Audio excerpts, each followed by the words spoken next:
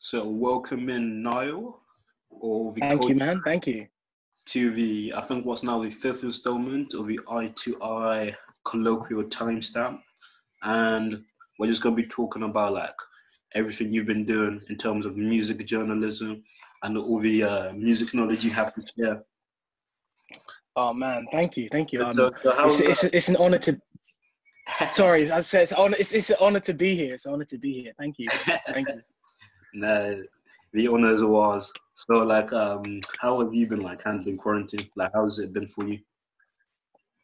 I feel like since finishing second year of uni and like I've had like more time to dedicate to it because like I'd be like doing like my magazine project and I was like, oh man, I got to put my page on the back burner, whereas now I've kind of had free reign to really expand and make it look, not just push out the content, but make it as look aesthetically pleasing as I can on a budget of zero. So yeah, it's been quite nice. Like I've gone from, I think at the start of quarantine, I might have had like 140 followers. Now I've got 580. So Damn. it's not a lot. Like I'm not in the thousands yet, but it's an exponential growth, and I'm really proud of it. Very exponential. So like in a couple months, you made more growth and progress with your Instagram like archive page than a whole year. Yeah.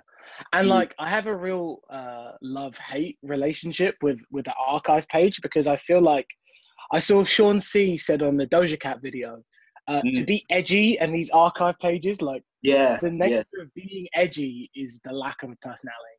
Like, and it's like that's the nail on the head right there. And like obviously like I want it to look cool and I want it to pop and I want it to have a certain level of like, you know, prestige. But at the same time, like I feel like archive pages are such an oversaturated market. They really are. And like if you look at pages like Modern Variety or Samataro and pages which are, for example, Modern Variety is like it's been like going for years and years. For anyone that doesn't know, archive pages are like pages on Instagram. I just post like loads of fashion stuff, hip hop or music related stuff, and they just kind of archive loads of old images, new stuff as well. Yeah, so like Modern Variety like existed as like as a news website like way back in the day along with like Hypebeast and whatnot. But the way they exist is their website has all their journalism and their Instagram pages are just their cool images. And then you get the rise of like the Hangs and the little Jupiters and the young water guns. And there are some elite pages, don't get me wrong, but like because of the spike in popularity since probably like, I want to say, because when I started my page before I was really grinding on it, there weren't as many, like half as many as there are now. Like a page I really like, I think called Young Starbeams, but like 44,000 followers. So they're doing really well. And they've only started like a year ago. And my page has been going for like almost a year and a half. So I'm like, damn, like this really is a boom. So I was like, damn, like, and one of the biggest lessons I've learned in business or when you're joining a market is you can't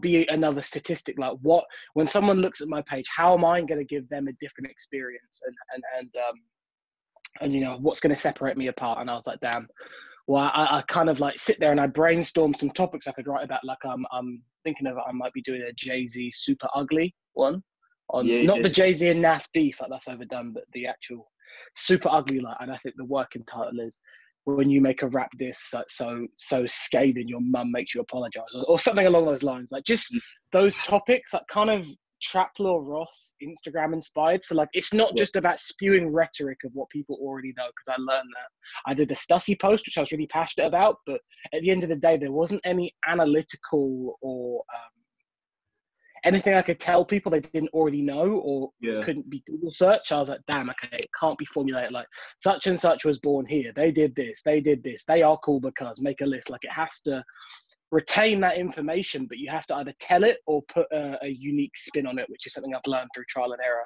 which started with my Neptune's post, which probably was one of my biggest posts yet. And then it's just continued.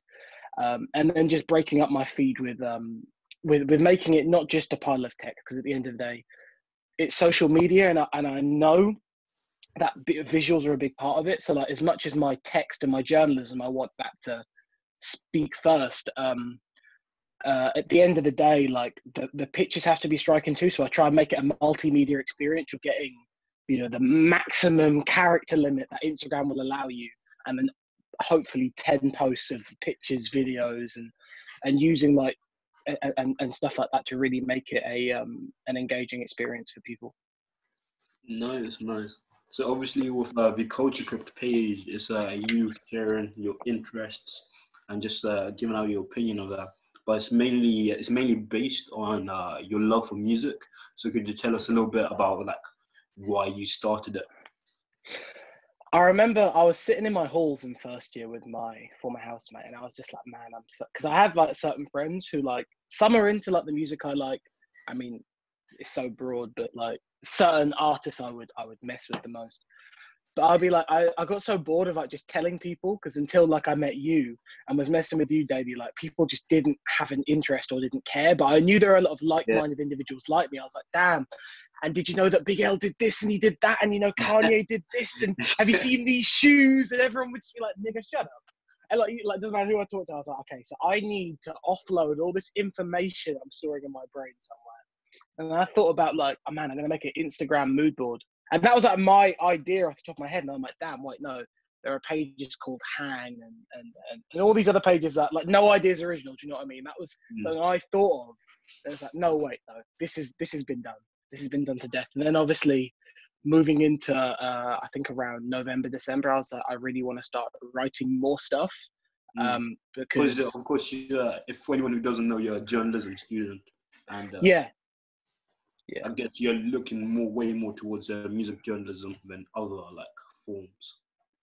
And then I started to think that like people had always told me like, oh no, if you want to be a journalist, like your own personal portfolio is really important. And then that started to come into it, and I was like, yeah, that is important, to make sure you're writing on the regular. Because I know a couple of people on my course have like, for example, like redainajournalism.wordpress. They had their own like ongoing running blogs, and I was like, I want to do that, but I want to do that better than everyone else, because I might not be getting the top grades or having the best punctuation and grammar, but the best way to learn as a journalist is to regularly flex those muscles and write. So like, even though I'm writing about things I'm passionate about, I'm still applying the spelling, punctuation, grammar, structure and quoting and all that kind of same stuff, but to something I love. So I was like, I'm going to make a website, I'm going to make a blog, but it's not going to be Niall Smith whatever. Like, I'm going to make it a separate entity to myself.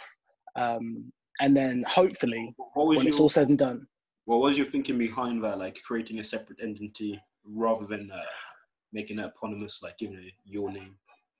I don't know. I guess I just had the idea, if I was a stranger and there was a page called Niall Smith Journalism, it would just look mad corny. Like, it would just look mad corny, like Niall Smith Journalism. Like, no, because either you make your main page your interest and no one cares about that, or you could do the third option, make it a separate entity and make it stand on its own legs as a corporation or an organization or a community of like-minded individuals like yourself or so that was the idea as well, because I always knew I wanted to work in media and journalism and something along those lines in the music industry or media business or broadcast in some way, shape or form, and this was my in. And even now I've still got a lot of things to learn. Like I'm by no means a pro. I've got so many more things to learn and a lot more lessons to take on board. I'm sure I'll come across soon. But as for now, it's like, okay, right. So if I have an employer, let's say I was applying to Warner Music or I don't know, like Sky News, this would be a great portfolio, because it would be like, okay, so what kind of journalism do you do outside of your degree? And it's like, okay, well, I run a social media page, and that is cool. Because at the end of the day, I feel like I had to have the social media page to engage with people, because we're past the age of internet blogs, because people aren't checking for them anymore. It was important for me. I set myself a goal of 500 followers, and then I'll start working on the website, because I needed that.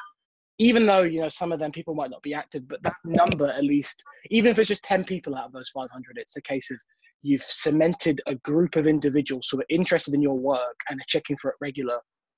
And then you've got a website, and then they can tell a friend to tell a friend, and then it can kind of spread that way. And then my third kind of tertiary goal after the website would maybe be to move to like YouTube and video essays, to really just have this kind of 3-prong system of, okay, kill it with the Instagram, develop a website that is aesthetically pleasing and unique, And I've made some like bullet points, and I've done a rough sketch of how I want it to look.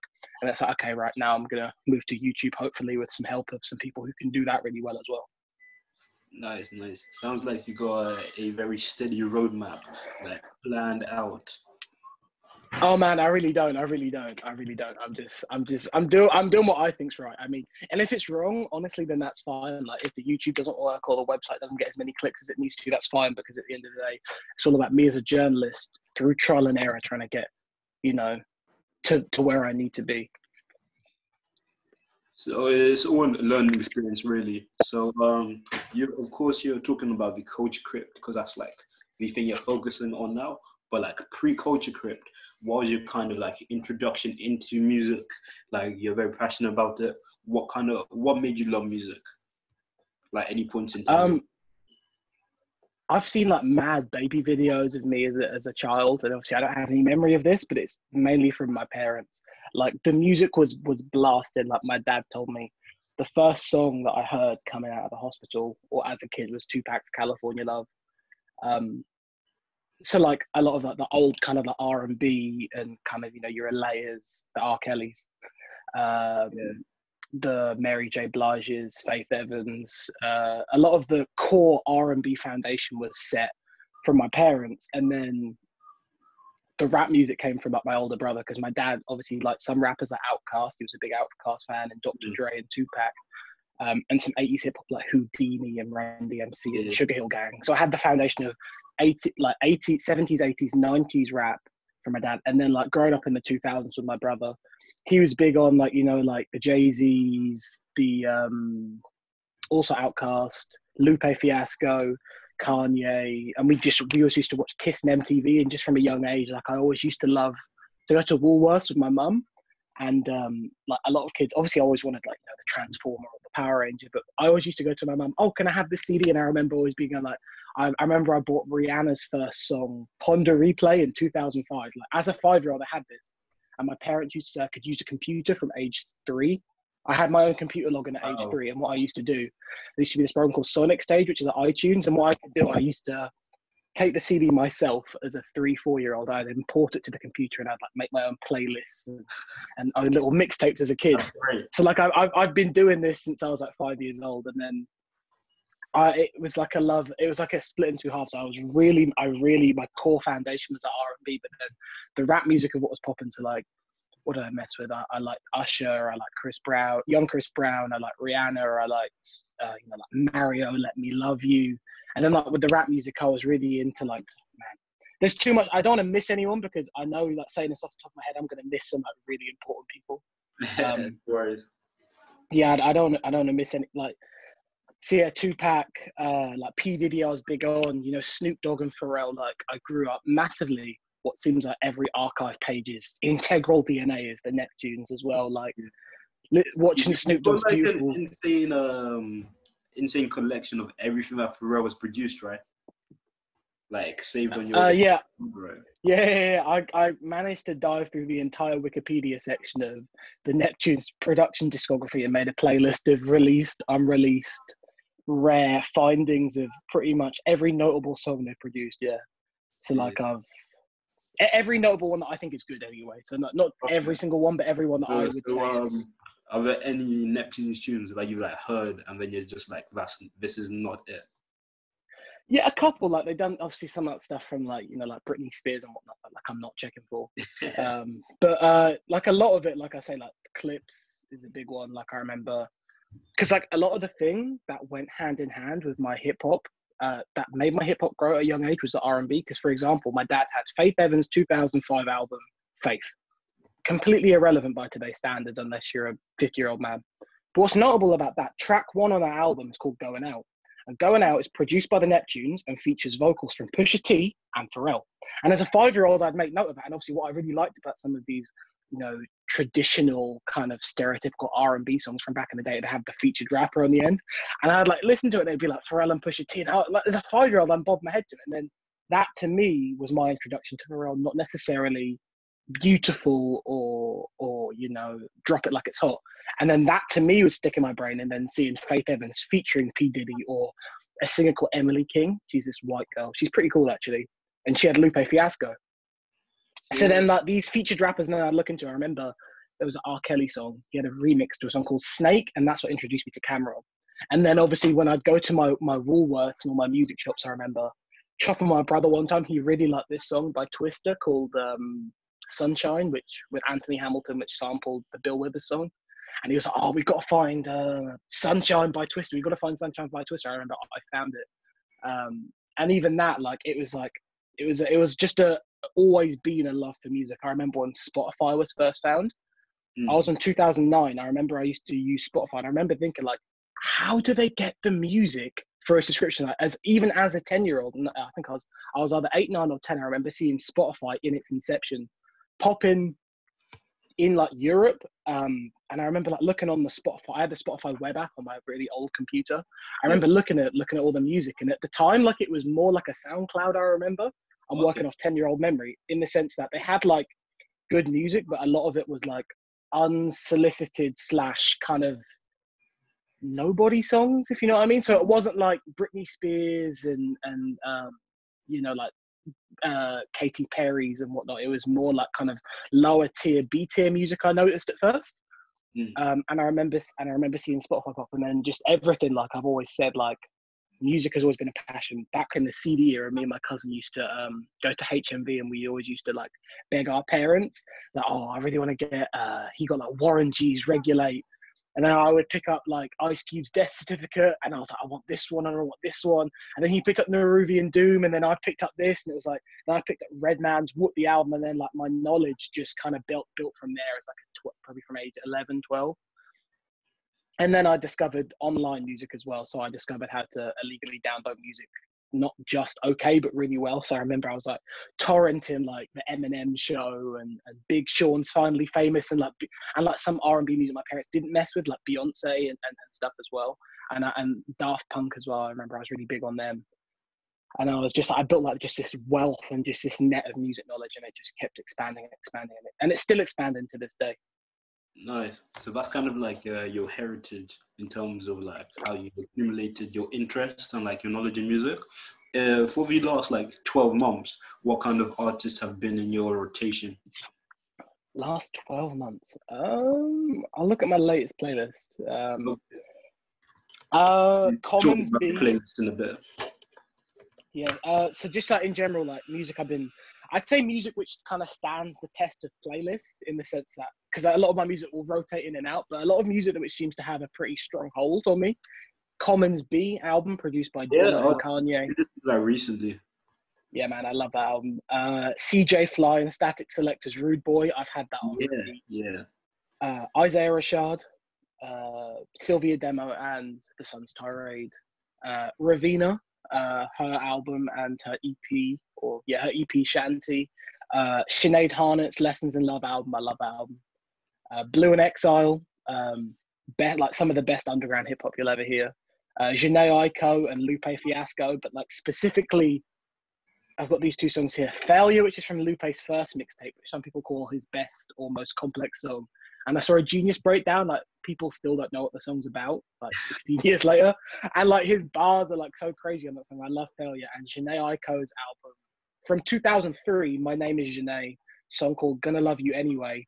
Really kind of formulaic, standard 2000s R&B song from like the B2K kind of era.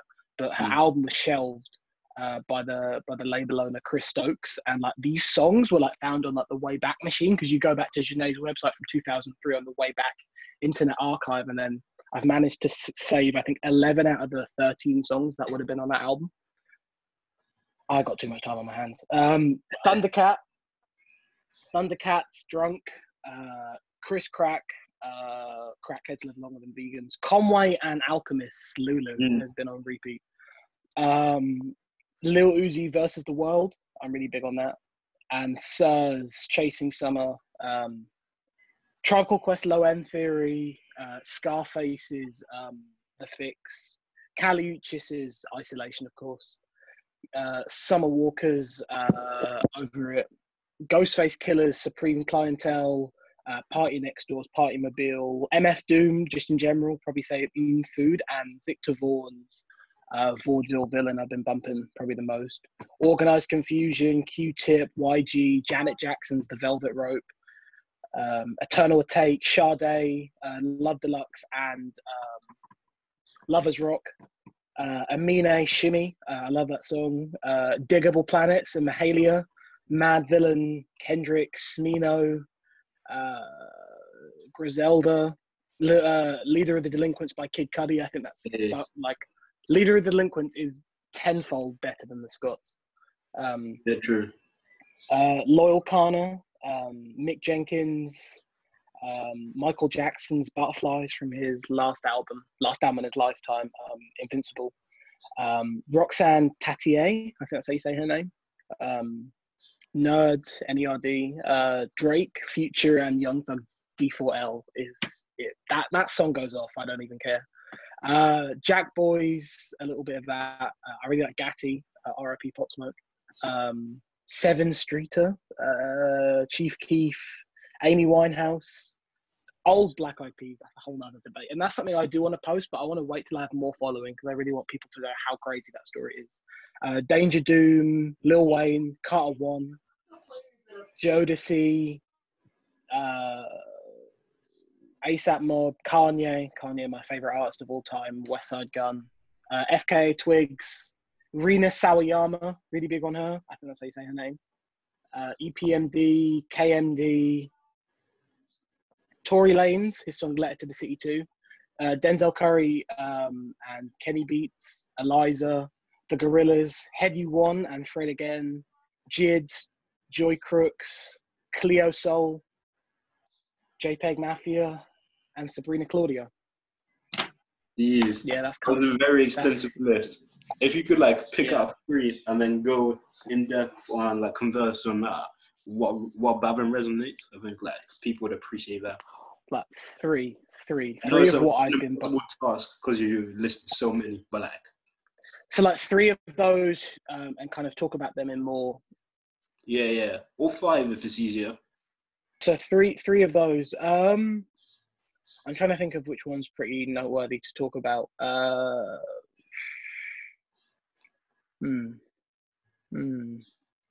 Yeah. I've been put on the spot now. I'm trying to think of just 3 that are really interesting. A classic throwback one and a more contemporary one. A classic throwback one. Okay. Classic throwback. Maxwell. I've been bumping Maxwell a lot. He's really musical. I'm not gonna lie, I've been sleeping on Maxwell for years. I look at him and I just never wanted to check his music out. Just complete bias for no reason. I'm looking at him ugh. And I downloaded Maxwell's Urban Hangout Suite, and honestly, that album can stand toe to toe with Miseducation of Lauryn Hill, and what's the other one? D'Angelo's Brown Sugar, and Baduism, and all those records. It's a quintessential kind of 90s neo soul experience. I listened to Extension, which is a song I know, but I didn't listen to it properly. And I was listening to how musical that nigga is, and I was like, yo, this is crazy. And I really messed with his first album. And I heard his second album is alienated a lot of black people because his first album was so soulful. His second album, called Embryo, I think, was a lot more experimental. I see. And futuristic. So I'm yet to check out his second album, and I think his third album is a return to how his first one sounds. But his second one apparently is a bit of a wild card, and is his best reviewed album of all of them. So I've been meaning to check that out, but I really like you said Maxwell. The second one is his best reviewed. Yeah, his second one I'm pretty sure. So it's I think the first one's the most. Polarizing. Yeah, it got great critical reviews, and I'm just trying to think what else. Amy Winehouse. Bit of a standard pick, but I was checking out. I've always loved Frank, and I always gloss over Back in Black, not because Back in Black is bad by any measure, but because it's so overplayed in pop culture. I like Frank because it's not only a different sound, but it's a different. It sounds more fresh to me because we're not hearing a song In My Bed or even Stronger Than Me rinsed on the radio like you would with Rehab or Tears Dry. So I was really happy because immediately when I look at a posthumous album, I'm like, ugh, that's really gross. You don't know how it's going to sound or if it was the artist's intention. And in Amy's case, it definitely wasn't because Amy's third posthumous her third album, the posthumous one, didn't have any creative control by her. It was just a couple offcuts from what was More like of a like hanging, like low. completion. Yeah, but because I remember like seeing on the track, this was like the demo version of Tears Dry. But looking at the album, I really unfairly misjudged it, because one thing that the album gave me is it had some leftover tracks from Frank on it. So there's a track called Halftime and another track called Best Friends, Right? I love those two songs, and they were recorded around 03, 04. One of them's more jazzy and one of them's more down tempo, but they're both great. And so is her song with Nas, Like Smoke, which I'm pretty sure was recorded probably around the time they did Cherry Wine. I'm guessing was probably one of her last recordings. And I really messed with some of the tracks off the album. And Mad Villain as well. Like Mad Villain is something that's you know, it's almost kind of like I kind of refrain from talking or promoting Mad Villain, especially on my page, or talking about it, because I feel like it's like the edgy alternative kind of album go-to. But I can't lie, like It's like it's best good. Like rap album for people which aren't rap fans, like people which are yeah, like critics, and they're like, oh, yeah, this shits on all other hip hop. But it is like yeah, an impeccable piece of rap music, as yeah. experimental as it is. Yeah, like I was listening to Raid. Like Raid and Rhinestone Cowboy, I think, are my favorites from that album. And I've added slightly more and more songs from that to my playlist. A contemporary pick I've been bumping is I'm pretty sure, I hope I'm saying this right, is Rina Sawayama. Yeah, First of all, because when you told me about it, like I knew of her, but it was never someone I was checking out because of kind of, I didn't think her music would appeal to me. But what I find so interesting about her is from the 2016 Artists on the Rise pick, her music pivoted in such an interesting way, because it wasn't like she sold out or anything. She literally started off as kind of like an alternative R&B, kind of Blood Orange-esque type singer, definitely prevalent in her earlier music and her EP. And then she kind of pivots into this futuristic pop star, which I find is such a crazy and interesting musical development, because I can appreciate, although it's not as resonant with me, the pop songs like XS and Comme des Garçons, like her like more recent songs. I can still appreciate how well produced and how well made they are. And then going back to her EP she put out in 2017, I think, Rena, with songs like I think, is it Stockholm Syndrome, I want to say? I think that's the name of the track. Rena, I'm just going to double check the name of that song. Yeah, Cyber Stockholm Syndrome, and then a song she put out in 2016 called Where You Are. Man, I could listen to that all day. Like honestly, like it's so, I can't even explain it. Like it's just so good. And I also downloaded Repping the Pink Earl Sweatshirt Solace. I've never listened to Earl Sweatshirt Solace really? until last week. Yeah, I knew about it, but what put you off in not listening to it? Like, or because it was an EP, but it was one song, and because it wasn't anywhere to really listen to. Like it wasn't on a streaming service, but it wasn't really any, like, you. Yeah, it's put out on YouTube, but in terms of like a music service, like it wasn't anywhere other than to illegally download it. Yeah, is what I mean.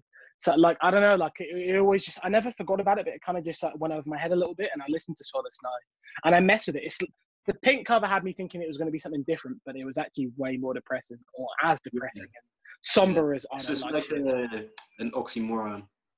Yeah, I was like, oh, pink cover, because I was like, when I think of Earl, I think of the Feet of Clay cover, I think of some rap songs cover, and then I think of the like, in fact, all of his covers. Some like dark avant-garde shit. Yeah, dark, kind of grimy, and I see this pink one. I'm like, damn, that's kind of, you know, on my camera and stuff. I was like, okay, I'll check that out, and it was good. I'm glad. And Sid as well. I've been bumping a lot of Sid. Shout out to Old Future. They really made waves in the game, and like which is still prevalent now with a lot of the members' solo careers. It's crazy. Yeah.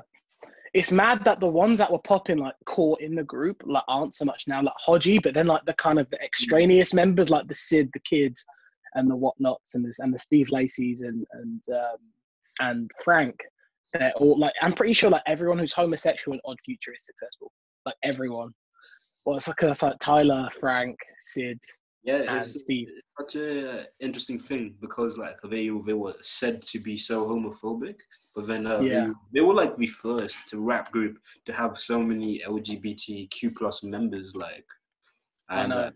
it's great to see all of the members doing well now, especially Yeah, ones which you like people didn't really associate with. Like obviously Tyler came out later. Frank was always like an outside of the group. Sid was like kind of like she was never fully appreciated as a pure artist until, of course, the internet started sprouting wings. But like Odd Future have made yeah, me waves. So in yeah. terms I agree.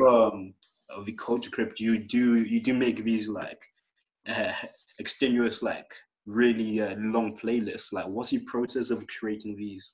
Like there's so many different Um, time periods and vibes.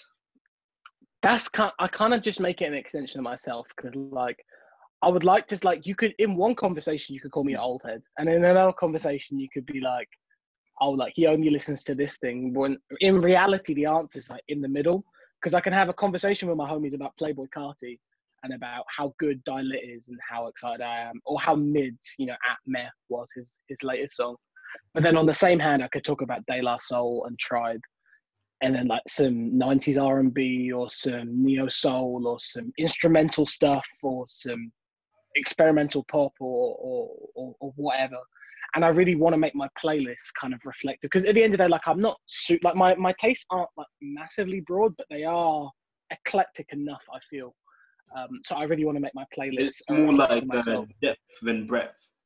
Yeah, And like I yeah. feel So like like, you really explore that with the extended playlist because it will be like a lot of R&B and rap, but it'll be R&B and rap that R&B people and rap people don't even know about, and like yeah, it'll be because like so that's in like certain little pockets of like knowledge that like people aren't aware of. yeah, because that's what at the end of the day, I'm trying to make things that are obscure or maybe the reason why I pissed off Ludacris. Just Yo, things that I either talk about know. that a bit. Yeah, I have to. Just things that are either obscure or not even obscure, but just aren't talked about in these art. Because even though I'm not, I don't think I'm an archive page, but because I'm in that kind of Bubble. circle, I'm trying to plug the things that aren't talked about. Like I put £100 on anyone on an archive page that's ever posted Ludacris. I'm putting money on it. But you will see the same 10 cycle Ludacris pictures of Ludacris as a musician, not Ludacris in Fast and Furious, at least. exactly. Yeah. Because it's like I'd put like £100 on someone who's got the same 5 pictures of Nigo and Pharrell on a security camera knocking on a door and just kind of like these and Devon AOP and just like the same kind of iconography. So I was like, I'll post that because at the end of the day, like I'm not trying to like post Pharrell and Nigo superficially. Like it's always been something like bumping MTV back in the day and watching Front In and Drop It Like It's Hot and kind of have it like that on the music channel. Like it's still a part of my music kind of DNA, but at the same time, it's ludicrous too, man. Like and just saying Ludacris was the baby of his day isn't to belittle Ludacris or to say the two are comparable. I'm just saying Ludacris paved the way for an artist like the baby with his wild lyrics, with his controversy being a slim short dude with like boatloads of personality and kind of I was like the similarities are uncanny and you can't ignore them. And also trying to like, because what our journalist teachers tell us is you've always got to have like a peg or an angle with a feature. Like how are you positioning it? Like, and obviously the title of, which is I guess why journalists get flack for like saying things that aren't factual, because obviously it's my opinion that Ludacris was the baby of his day and nobody notices a title that will hopefully make people want to click on it. Whereas just Yeah, having a post that says Ludacris was born here and Ludacris did that yeah, and dick riding him and saying he is so great. Like, no, I'm saying, he's great. And I said like a lot of people now outside of his Fast and Furious, despite selling almost 30 million records worldwide, will think of, his song with Usher, yeah, and then like probably cut it off there. And like forget about Move Bitch and Moneymaker and What's Your Fantasy and or Southern they might not even know Hospitality. that they might not know that Ludacris, out Fast and Furious, also recorded "Move." But get out of my way. Like they'll know Ludacris Yeah, was in Fast and Furious and every song, but not piece it connect together. the two. Yeah, Yeah. Like Southern Hospitality, especially for all these Neptunes people who think they know the Neptunes. Because my Neptunes post was kind of like me talking to all these archive pages indirectly and saying, "Nigga, you think you know, but you really don't." Wait, so that, Like, was that post a diss track of some sort?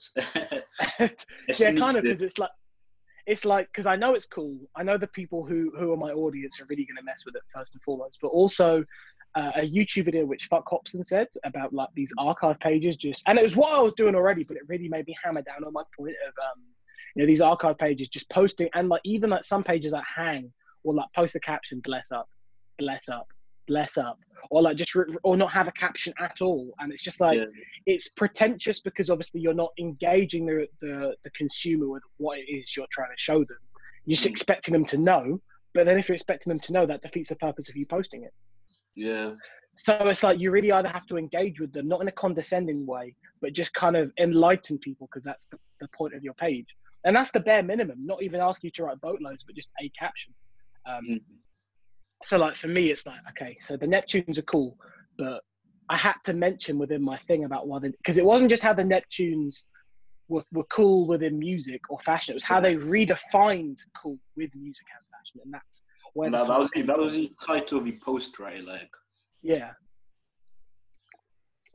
Because they really did, like, I said even the thing, like, people are still trying to be as cool as 2005 Pharrell in 2020. And no one ever will be. People are still, and he's onto something else now. He's onto human made. He's wearing, gender fluid clothing. Like, he's doing his own thing. But people are still trying to be that BBC Bape, ice cream, skate team kind of. Yeah. They're still trying to be that.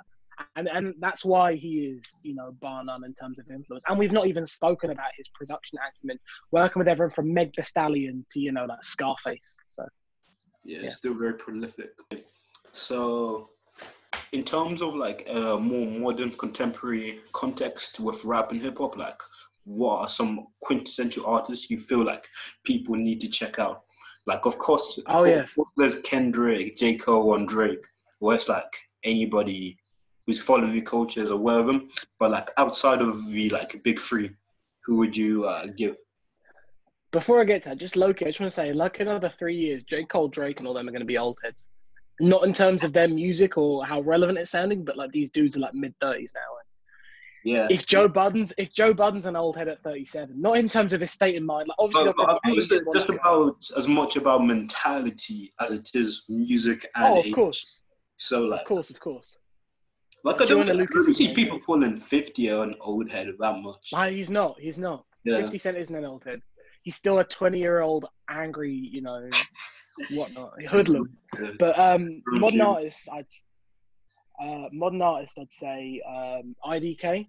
I'm really big on him, and he really works with his fans really well. Like, dude, really he has a private page. Like, he sent me a text the other day, like IDK, because obviously I don't know if it's because I bought merch off his store or because I follow his private account. But he literally sent me a text saying, "Yo, Niall," but it's obviously not his real phone number. But yo, Niall, like, what do you think of my new song Mazel Tov? So like, he really engages with his fans well, and he really blends the kind of the Kanye-isms of being lyrical without being like, like kind of lyrical, miracle, spiritual. But he can also do the trap stuff as well. And like his best song. Well, not his best song, but one of his best songs, Pizza Shop Extended with MF Doom, Del the Funky Homo Sapien, and Jung Leash, when they all play a character in this story of how IDK robbed the pizza store. Like, his whole album, or mixtape, but it's an album, I Was Very Bad, is bar none. Like, it's a concept album and a narrative album without being a concept and narrative album. You got a song spitting next to MF Doom, and then you got a song with Chief Keef on the same album. Like, dude literally has the perfect balance. You got Del the Funky Homo Sapien, and then you got Chief Keef, and then you got Swizz Beats on all these stars. Chief Keef, Swizz Beats, and he's doing it as a genuinely independent artist. Exactly, he did that with Adult Swim. I think his I Was Very Bad was with Adult Swim, I'm pretty sure. Okay, and he did that off the rip. So like, Adult Swim kind of like helped the distributor, or like. I think so. I think they said in the R role. I don't really know. It was kind of similar to Danger Doom, I'm guessing, because Adult Swim have a weird thing with rap, don't they? Yeah. I don't know. He's not with Adult Swim anymore, I don't think. But like, the biggest crime that album ever had was, dude marketed that as his album, like, And then he kind of like redacted it in saying that Is He Real was going to be his album, because obviously I guess saying this is like, you know, your debut on like a major or on whatever is like, I guess, a bigger statement. So it makes sense. But like, in my opinion, no discredit to Is He Real, but like I was very bad as like up here. And Is He Real is too, because his songs Julia, Black Sheep, White Dove, and No More Leave Your Shoes on the Rug. I think those 3 songs about his mum are perfect for him. How his mum helped him when he was in jail, to his mum dying, and then in Julia finding out how his mum had AIDS. Like those 3 songs, like they're heart wrenching. Which she got from his like stepdad or like? Was it? I think no. Yeah, I think. How did she contracted it from like someone he knew as well? Yeah, it was his stepdad, I think. Yeah. And like those songs are heart wrenching, but like it's not just about like lyrical content and being reflective. Like he gives a little bit of everything. You've got the bangers like Lily, you've got the self-reflective songs, you've got the posse cuts, you've got like he just dropped a new song with Rico Nasty and like Weensy, and then he dropped another song with ASAP Ferg called Muzzle Tov, and like all those songs, they all slap. They all slap. And IDK, I feel like he's incredibly slept on. Only like he's at 400,000 followers now. He should have millions. But he's at 400,000 followers, but his streams are a very healthy amount in the millions. Oh yeah. And like he posted a picture of his bank account, like just casually flexing like a few million. So he seems to be doing music the right way, where it's not all about like Instagram. Like of course he has his following there, but he's like connecting with his fans on a deeper level, and people know as much for his music as anything else. So I concur. Like IDK is like a great contemporary rap artist that like not enough people know. Would there be like one other like rap artist that's like firing on all cylinders? Yeah, man. I'm going down my playlist again because, like I said, there's just so many moving parts and names I could mention. I want to talk about one that kind of like flies out the face at me. Modern rap artist.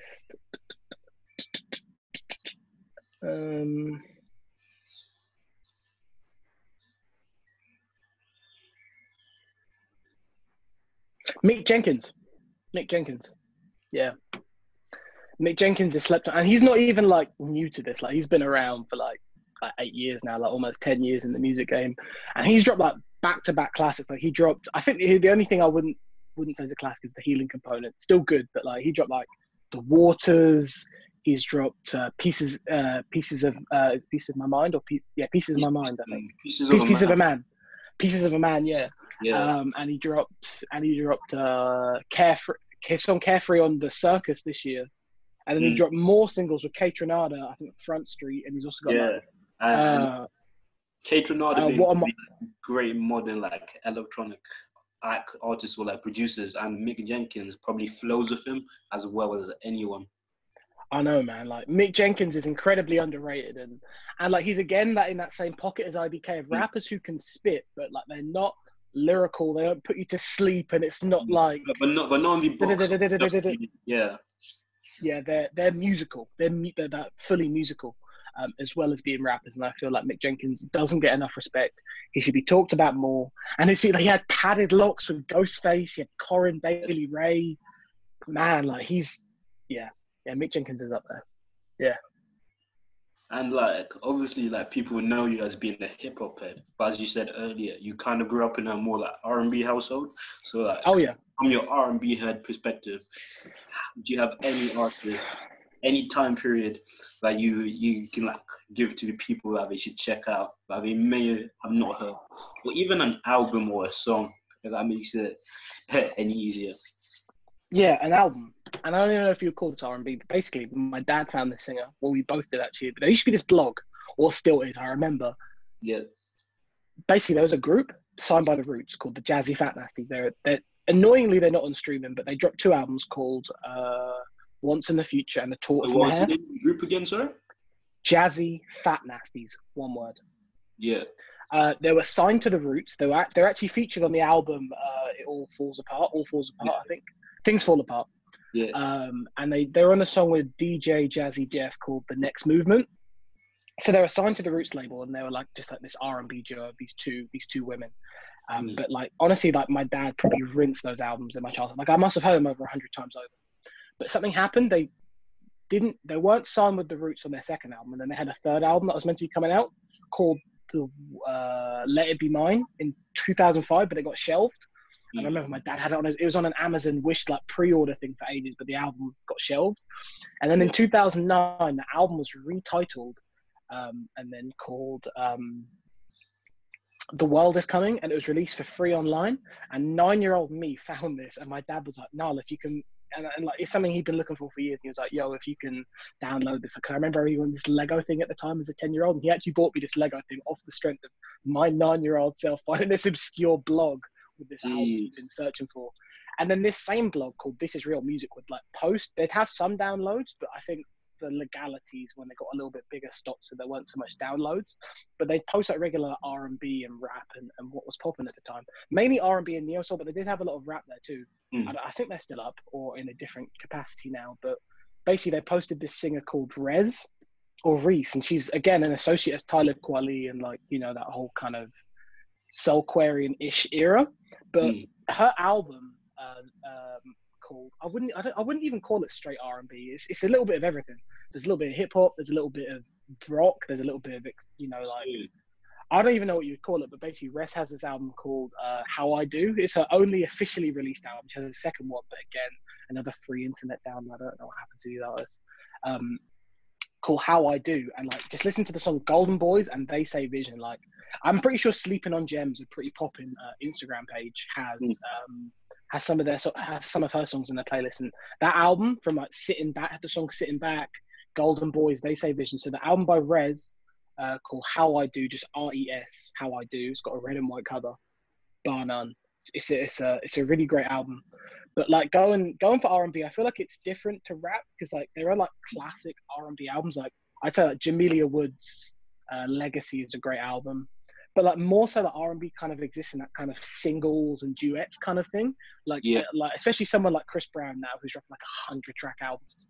Like no one's really checking for those 100 tracks first of all, but not just Chris Brown to that degree, but like a lot of people will drop like a big body of work, and it's really about those singles. I say Ari Lennox as well. Shea Butter Baby is a great album. Tinashe, Songs for You. Snow Allegra. Snow Allegra's. Oh, sorry. Oh, I was just saying, I feel like Tinashe kind of proved herself on Songs for You. Like a lot of people are talking about, oh, it's all style, not much substance, and like she brought like both project. Like there was music to dance to, music to just sit to. So yeah, it was great. That song with Black on there was crazy. And Black always delivers. Like he's probably one of the top R&B artists in the world, if we're gonna call him that. Like at this moment in time, like his streams go crazy. Shout out to Love Renaissance and what they're doing with like artist management. Oh yeah, 1000%. And I'm big on Snow Allegra as well. She's great. Like her album, those feels again. Love that album. From top to bottom, I'm not even gonna recommend a song. Just that whole album is just crazy. Sinead Harnett again, Lessons in Love. Roxanne Tatier, for an album that maybe is style over substance, but definitely is good because basically there was a singer. Her song was actually featured on the In-Betweeners. So her name was Rox. Her stage name was just Rox. In 2010, she dropped an album, R&B album called Memoirs. Again, like I must have listened to that album 100 times, but she never dropped anything after that. Yeah. And what happened was she dropped one single in 2013. I'm like, oh, there's a new album coming, nothing. What she actually did, she changed her stage name to her actual name, which is Roxanne Tatier. So on Spotify, there's two profiles. There's Rox and Roxanne Tatier. And Rox, her song I Don't Believe, was actually featured on the In-Betweeners episode when Will goes to the mall with his really tall girlfriend and she like sucks him off in cinema or whatever. Like, her song was actually, it was being played and it got some great reviews from the BBC, and you know, she's English based. I remember going on her Instagram like in 2016, 2017, she had like 1,400, she had less followers than me. I remember commenting or DMing her like, oh man, I'm a really big fan of your music. Like, if you got anything else coming? And she just aired me. I was like, whatever. Turns out she's obviously got a new name. She's pregnant now. She's in her early 30s, but she's got this new album, or newish, I say. I discovered it recently, called Full Moon in Aries. It dropped in 2018. It's only got 12 songs, you know, it's 40 minutes long, but the art direction and how it sounds is quite interesting. And I feel like Some people from my university actually follow her. I don't know if they know her personally, because she's not got that much of a big following now, because she didn't capitalize on her wave she had in the early 2010s. She kind of dipped and then re-emerged. But her album Full Moon in Aries, with songs like Pull Me Down and Dancing with the Devil and Perfect Fit, it's a pretty good album, and it's a little bit pretentious with its kind of like talking monologues, and it's all kind of, but it is good. Yeah, so I'd say, yeah, that's my kind of R&B recommendations. Nice. Like, of course, most of the basis of the interview has been like talking about artists, but I feel that's like exactly what TheCultureCrypt is about, like highlighting the culture and artists. So like, leading to another question about artists, is there any upcoming artists with like a much smaller platform than most of the people have been talking about, like you think like people should give attention to, whether it be a song, album, all of that? Yeah, man. I got 3 or maybe 4. Okay. Yeah. First of all, we got Waterboy. Mm. This kid named Matthew. Like, I'm seeing this kid walk around, and I'm like, oh, he raps. And you kind of like, you know, sometimes a rap, you're like, oh. But I checked out his Vague EP. Yo, he's got like the perfect blend of like spiritual, uplifting, Zen Afro beat to then like trap, to then like the kind of like the melodic stuff. Like, dude kind of like dabbles in and out of Afro beat and Afro R&B, and like he's got a really strong, unique musical identity. And I think Waterboy, so it's Waterboy with an X, so A instead of an X, and I at the end, so W. Oh, okay, yeah. Waterboy is definitely up there for me, and he just dropped a new EP called Blossom. I think that's great. Yeah, I was really messing with that. Very blissful. Out of the two, I think I prefer Vague, but that's not to shit on Blossom. Blossom is also a great project, and you should check that out. Both of them. Yeah, they're both different as well. Like, if you're just chilling, you're chilling on a summer's day, you put on Blossom. If you want to turn up in like a club, you put on like a song like Wave Runner. And then if you're kind of in between the two, you'd put on Chakra, which that song, man, another artist I'm messing with at the moment, Jim Legacy. Now, this man, in 3-4 short years, not just is he a personal friend of mine, because you can have a habit of becoming a yes man in the music industry, you know, because if your homie does something, it's like, oh yeah, everything they do is great, gold star. But like, could you introduce, because it relates to you being a journalist, like how you actually befriended Jim Legacy? I think I kind of pissed him off the first time I met him, because I saw his Instagram, because a dude on my course was his house, or like his hall's housemate. And I like clicked on his profile and saw him in like his do-rag and his pink shirt and his kind of big, massive chains. And I remember like seeing him at the Kingston University bus stop, and I was like, oh, yo, you're a rapper. And he looks at me disgustedly and goes, nah, like, I'm a musician. I was like, all right, whatever. And then I remember he dropped 2 songs. He dropped a song called Regicide and Her. And like Her, it was kind of like a cool, kind of like standard UK rap song. And then he started flowing like I'd never heard a UK rapper flowing. And he like immediately off the rip deleted these songs. And I thought they were pretty good. So like now, like I'm a perfectionist. Like I need to like drop something that's like to my standards. And then I ended up contacting the kid because I needed to interview some musicians for this feature I was doing in first year called What Makes an Album Classic. So I was interviewing I tried to speak to some music journalists. And wait, I spoke to some. The question? Yeah, I thought the question. I did a feature on what makes an album classic, and I wanted to speak to some musicians and some journalists, and I contacted Jim Legacy. I was on the phone to this dude, and he was talking about like how he loves Kanye's The College Dropout, Kendrick's To Pimp a Butterfly, and Logic's first 2 albums. And I was like, yo, the dude just took the words right out of my mouth, because Logic is a lyrical, miracle, spiritual rapper, but his first 2 albums are crazy good. More so, in my opinion, his first one. Again, Kendrick's To Pimp a Butterfly, great album. The College Dropout might be my favorite album ever. It kind of switches between that, Low End Theory, Illmatic, and Lupe Fiasco's Cool. But those 4 albums kind of go around. He said The College Dropout and Dark Fantasy. And I was literally speaking to Jim Legacy on the phone, interviewing him, but I was like, yo, I want to be your best friend, because like you're literally relaying back like my kind of, you know, what I'm into. And then he introduced me to this guy called Idris, and we had like this kind of group chat going called the Negro Spiritual with Antonio. But then like that kind of fizzled out. But like, dude had this like crazy nostalgic love for Power Rangers. And prior to me even knowing Jim Legacy, anyone who knows me will know I have a weird thing with Power Rangers. I can't explain it. It's like a childhood thing I've never got over. Like, they're just so cool to me aesthetically, how it's made for kids, but there's like this crazy lore and kind of canon behind it. Like, I love Power Rangers. And then it turns out Jim Legacy's a massive Power Rangers fan. So outside of, and I feel like this probably would sound like I'm being biased to his music, but like I just want to let you know like how much of a great like dude he is, like in terms of his musical art direction, his style, you know, and like how much of a perfectionist he is. And then dude just And how drops his his interests kind of overlay into the music, like his yeah, interests, exactly, his yeah. personality, and it's all like the big amalgamation. Like Jim Legacy itself kind of has like those retro sci-fi vibes, so, like as an artist name. Like I think you're doing a good job in like introducing all of that. What whilst you like before you like kind of give a platform to the music or like you're kind of trying to speak on. Yeah. And like then he dropped his EP Dynasty program, bro. Like the amount of things he gives you on that album, from Heavy Heart, which is like a banging single, to like a high energy JPEG Mafia experimental kind of like almost Bon Iver inspired kind of like track, like there's a lot going on in the city, to then like a conceptual conscious track like Bloodstains, which honestly like that song is, man, I don't even know, like Bloodstains Did you is, say it has a fella acoustic sample as well? it does at the end of the track, I'm pretty sure. Like I can't say too much about Dynasty Project, I don't want to ruin it, but I just want to say like if you ever wanted, like especially if you're into UK hip hop, but it's like existing in a lane where it's not alienating UK hip hop, but it's also at the same time doing something fresh and new with it. Like regardless of this dude, my friend, I don't care if you like, you know, like if I didn't even know he already unfollowed me, like the fact of the matter is it's separating Jim Legacy as a person who is also really cool from his music. Like man, like that music it's gonna go places, and I have no doubt, no shred of doubt in my mind that dude is gonna make it in the music industry by far.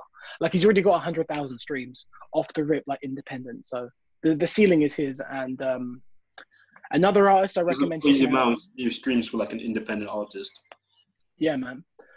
Another guy I recommend is Mad Rai. Mad Rai. He's got a really, I don't know if he's got too much out yet, but he's got an EP coming soon, and his style, bravado, and imagery is bar none.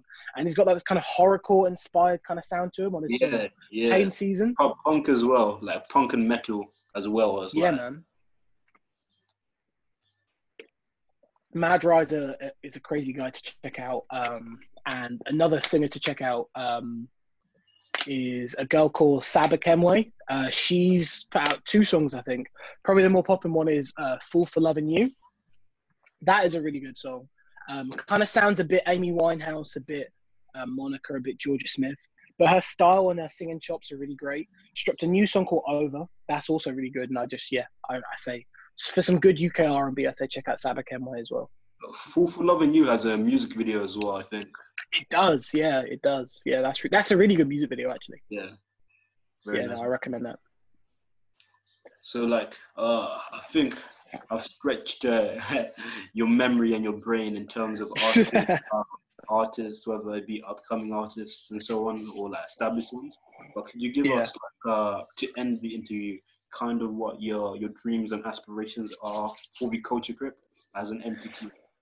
So my dreams and aspirations is twofold. I want to either work, because I remember my biggest inspiration was seeing, the thing that made me want to be a journalist was in 2015 when Complex News was popping. There was a journalist on there called Jinx, and Jinx did a video on how Tyler the Creator is banned from the UK, and he made a point, like a poignant statement, like off the rip on himself about how he felt it was a racist attack because Eminem, an artist who had said wild, outlandish stuff, as, you know, someone who was much older than Tyler at the time on his record Bastard, was able to perform in the UK and travel as freely. But Tyler, the Creator, a 17-year-old teenager at the time when he made his, you know, outlandish statement, was banned from the UK because of what he said. And he made a point of it being racism. And the way Jinx brought, like, facts, his own opinion, like his own journalistic merit, I was like, that's exactly what I want to do as a career. And I saw that video, and ever since then I said, I want to be a journalist. So a dream of mine would be to work for like a great journalistic corporation, whether that be Sky or BBC or whatnot. But kind of to myself, I also want to like make my own platform flourish as well, because at the end of the day, you know, working for a corporation, you're limited to kind of what their target audience and what they do, whether it's a news site or a media site. But, you know, places like ID, Modern Notoriety, like I'm quite happy to, you know, give my own personal slant or information to any of these corporations and just really flourish as a journalist, maybe work as an intern and kind of work my way up the kind of the ladder, whether that be through music or broadcast. I've not quite decided what I prefer more yet, whether it's music journalism or broadcast journalism, but it's definitely something I want to follow up and not narrow myself and kind of just grow from there. Nice. I'm excited to see how the page grows, how you grow as Thank you, man. journalist, like what comes in the future, like how you use your platform to like educate people on music and things you think are cool, which many other people may not know about, but when they find out about them, will also think is cool. Also, probably my best post, I think, is how The College Dropout isn't Kanye's first album. Yo, that's like the crazy. deepest cut, obscure bit of knowledge I own, I think. Yeah. Love that. So like, thank you for having me, man. Anytime. No, honestly, thank you for having me. It's been a pleasure. No, thank you. I hope I haven't bored everyone, by talking too long. But thank you for having me. If anybody's like stayed until this part, they definitely enjoyed everything you've had to say.